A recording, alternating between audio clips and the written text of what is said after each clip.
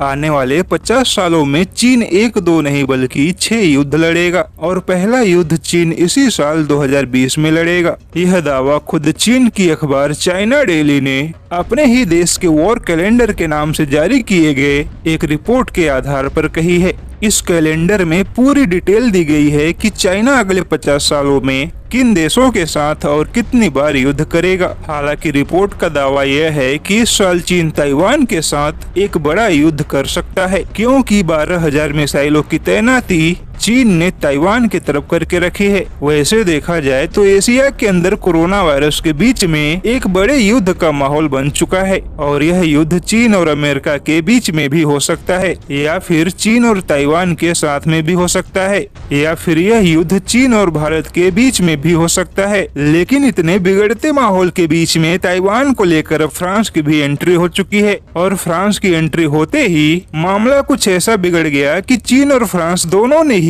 एक दूसरे को बड़ी और गंभीर चेतावनी दे दी है। दरअसल मामला कुछ ऐसा है कि ताइवान ने चीन की तरफ से युद्ध के खतरे को देखते हुए फ्रांस से तुरंत हथियार खरीदने की तैयारी कर दी है। साथ ही ताइवान ने फ्रांस से उन मिराज फाइटर प्लेन को तुरंत अपग्रेड करने की मांग की है जो ताइवान ने फ्रांस से 1992 में खरीदे थे। और फ्रांस ने भी तुरंत ही चाइना के वन चाइना सिद्धांत को दरकिनार करते हुए ताइवान के मांग को पूरा करने की तैयारी शुरू कर दी है, जिसे लेकर चीन ने फ्रांस को धमकी दी है कि ताइवान चीन का अभिन्न अंग है और ताइवान को किसी भी तरह का हथियार बेचना फ्रांस के लिए बहुत बड़ी मुसीबत खड़ा कर सकता है। जिसके बाद फ्रांस ने भी चीन को दो टूक जवाब दिया कि पहले चीन दुनिया को कोरोना वायरस से जुड़े सवालों का जवाब दे, क्योंकि दुनिया में बिगड़ते माहौल चीन के लिए ठीक नहीं है। वैसे बता दे कि ताइवान अमेरिका से सबसे ज्यादा हथियार खरीदता है, लेकिन जब भी ताइवान को चीन की तरफ से युद्ध का खतरा महसूस होता है तब ताइवान अमेरिका और फ्रांस दोनों से ही बड़े पैमाने पर हथियारों की खरीदी करता है। वहीं ताइवान का कहना है कि वह किसी भी मोर्चे पर चीन के साथ युद्ध करने के लिए तैयार है और ताइवान हर कीमत पर चीन के खिलाफ अपनी सेना को और हथियारों के जखीरे को और भी मजबूत करेगा। ऐसे में संभव है कि 2020 में दुनिया कोरोना वायरस के बाद एक बड़े युद्ध को भी देख सकती है।